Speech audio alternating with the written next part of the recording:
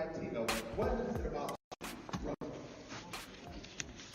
that you love that they really don't look like your mother? What is it about you? And don't tell me you can't help who you fall in love with. That's a goddamn lie. And how can you tell me it's a lie, Dr. Johnson? Because for your first 350 years in this country, you was never allowed to die. Yeah, what you're hearing in the background is a recent recent lecture given by Dr. Umar Johnson in Dallas on the 30th at the Texas Theater, right there in Dallas in the community of Oak Cliff. I was in attendance with a number of other people and recorded some of this presentation, which was, well, at the least controversial, and I really got more positive than negative from it, even though there's been some negative press about Dr. Johnson in most recent media from a publication called The Root, saying that, well, that he has been fraudulent and that he's possibly a shyster. But I don't know. That remains to be seen. I haven't reached that particular determination, but nonetheless, I did go to the presentation, and I wanted to at least play one part of it. And it's this particular part is about close to 15 minutes in length, and it was scheduled to be 3 hours, but it was less than that. But I'm only gonna play just a little bit today from that presentation, where he goes into, well, basically breaks down 300 years regarding black society, issues that have affected black society tremendously within the 300 years of the 500 years that we've been, well, subjugated. So I'll let him tell you. For your first 350 years, you better never be caught with Rebecca. For your first 350 years, you better never catch you with Elizabeth and Solomon. You know when it became comfortable for you to marry white girls? In 1968, the Loving versus Virginia Supreme Court case, where a white man by the name of Loving in Virginia sued all the way up to the United States Supreme Court for the right to marry a black woman. That was right after they killed Dr. King. And so the Supreme Court struck down all anti-miscegenation laws still remaining in America. That was 68. You're now in 2008. So in the last 50 years, black men, you have found a way to marry your oppressor's daughter more than all other men put together. And let me be clear, I don't have nothing against the white woman. She's a woman, she can be respected. Okay? This white woman who allowed us to be in here today. They run this building. And the reason we in here is because black folks don't own nothing. So we gotta go to white folks for rent space because we don't own nothing. Well, let me take it back. We do have the black church. T.D. Jakes to open up that damn church for Dr. Umar Johnson to come and talk. You understand? All these black churches, but we had to rent from white folks because black clergy talk that talk about being about God's word.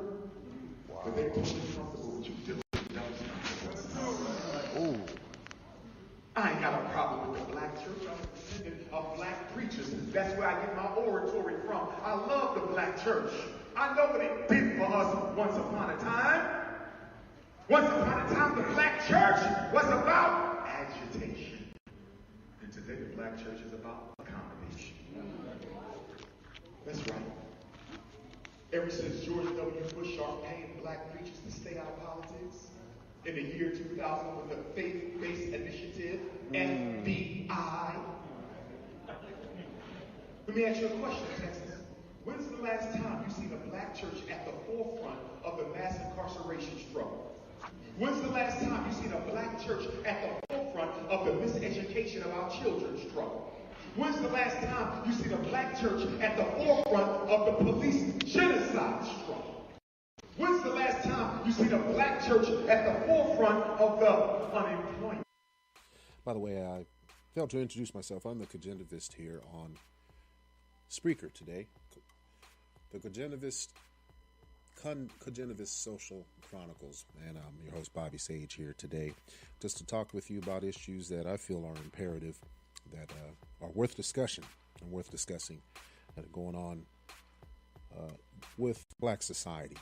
And that's my goal and focus with creating this podcast, as well as a blog where I post different items of that are of a contemporary interest from pretty much my own perspective. And again, this is from a recent appearance at a lecture. And so you're going to hear a bunch of background noise because as I was sitting in the audience recording and capturing the presentation as he was, he's up there for a good maybe hour and a half or longer, but very, very enlightening and, again, controversial to a number of people, depending on what position you stand on these particular topics. Should you like to contact me, feel free to reach me through Gmail at cogentconvo@gmail.com, spelled like it sounds, cogentconvo@gmail.com. Look forward to interacting with you and maybe posting up other topics that you might feel of interest. And let me get back to the presentation. Just wanted to add my 2 cents here as far as my perspective as being someone that was in the audience and actually experienced this lecture. Very dynamic lecture, by the way.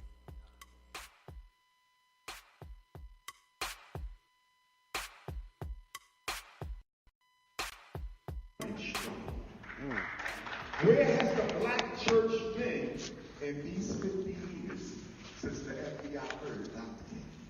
Where's the black church, y'all? I don't see them. Why you don't see the black church though? Not only do you not see the black church, what happened to the NAACP? No, they still exist.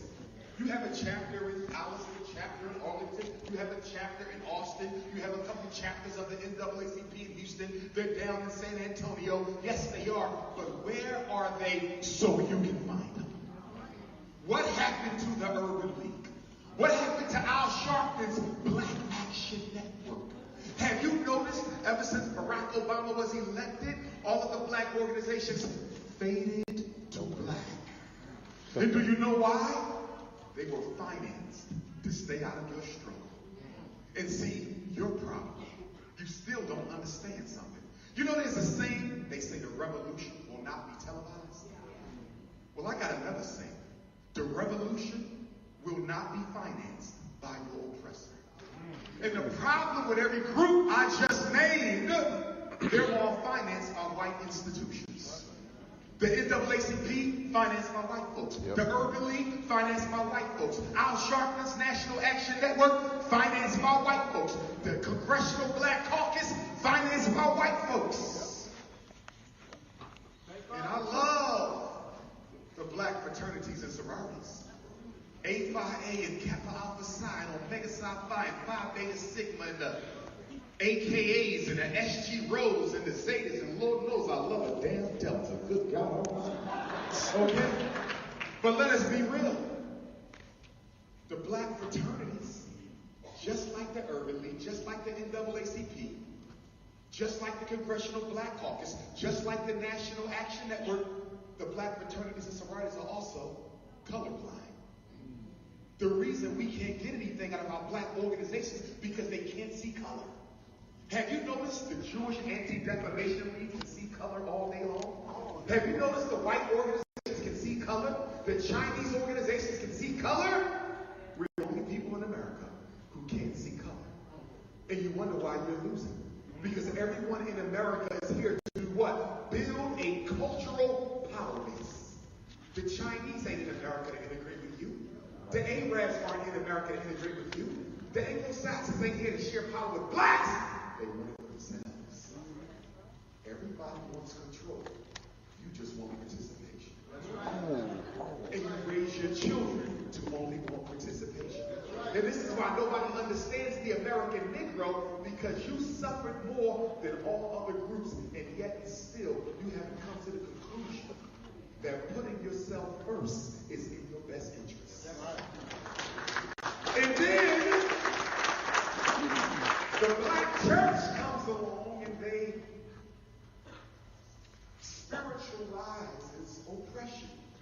See, after the white man don't give you no money, and after the white man politically disenfranchises you, and after the white man murders Trayvon and Sandra Bland right here in Texas, after they get rid of little Tamir Rice and Philando Castile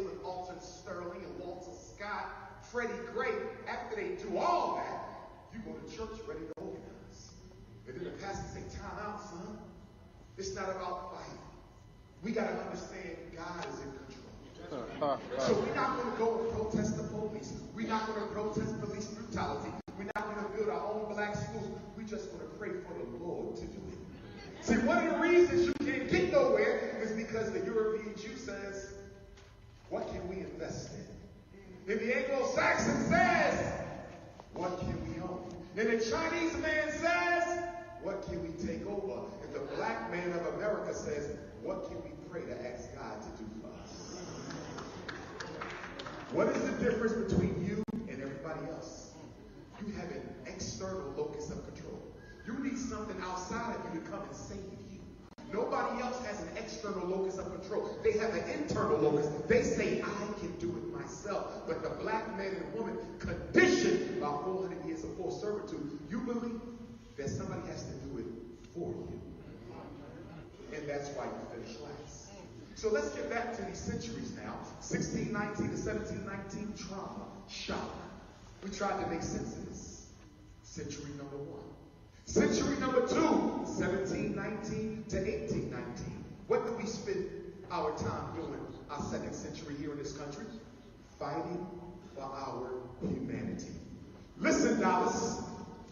Before we could fight to be free, we had to prove to white people that we were human beings. I think some of y'all forget that stage, don't you?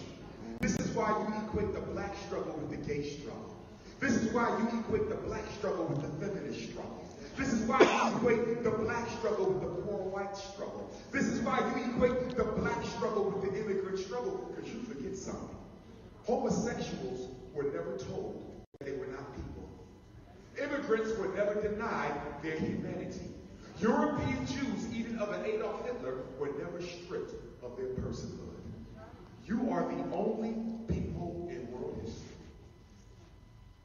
not even in the Bible or the Quran, can you find an enslaved people who were literally stripped not only of freedom, but of human dignity. Oh yeah, we had slavery in Africa. American slavery ain't new, brothers and sisters. The word slave itself comes from a Slavic word, and it originally denoted one of the first groups of slaves in human history, the Slavs of Europe. That's where the word slave comes from. So we're not the first, but we're the only ones to be stripped of our humanity. And this is why I get upset when I say the black struggle got to equate with the gray struggle. I beg your pardon. How do you confuse who I am with another person's behavior? I'm born African. I can't change it. I can't hide it. I can't conceal it. You black no matter what you do. You black with a three-piece suit. You black with a weed. You black with a perm. You black with Air Jordan. You black with a Mercedes. You black with a PhD. You black living in the suburbs. You black speaking standard English. No matter what you do, your blackness is always seen first. But a homosexual, you don't know they're gay unless they tell you. Well, most of the time. But the point I'm trying to make, brothers and sisters, is being black is a state of being. Being homosexual is a behavior. You engage in homosexuality. You don't engage in being black. You are birthed into blackness. And we have to stop confusing what I am with what he chooses to do. That's right. Have homosexuals ever been systematically deprived of a right to live where they want? Nope. Have homosexuals ever been systematically deprived of humanity? Nope. Have homosexuals ever been made illegal to get an education punishable by death if they catch you reading? No, sir. What did gay people go through in this country that even remotely comes close to your struggle? But you're the first coon running out downtown. Talking about we got to unite with our gay brothers and sisters. Well, guess what? And if you're homosexual or lesbian, I'm not knocking you today. This ain't about you, it's about us. Don't get emotional, don't make this personal. I love you anyway, gay, straight, whatever you are. You're still my brother and sister. But as a freedom fighter and a liberation fighter for African people, I have the right to decide what I will support and what I won't. And if you are a member of the sexually confused community, I got one question for you. I've been asking homosexuals and lesbians this for 20 years. I ain't got an answer yet. And I'm going to ask you today. If you want me to support your movement, you got to answer one question. Because everything I do as a Pan-Africanist is based on an assessment of how it benefits the collective. The reason I oppose black men dating white girls is because y'all can't give me a benefit that accrues to us by you doing that. Where's the benefit of interracial marriage? Brothers, if you can give me a benefit, you can go and marry any ambiguously racial-looking woman you want. Because that's what brothers love to do, right, sisters? They're going to get some old racially ambiguous chick. Is she Latino? Not quite. Is she white? Not quite. Is she black? Not quite. Is she biracial? Not quite. They want her to be ambiguous. So when somebody asks you what she is, on Monday she black, on Tuesday she white, on Thursday she Latino. My question to the homosexual community is, how does pushing homosexuality to black boys benefit black women? Ow.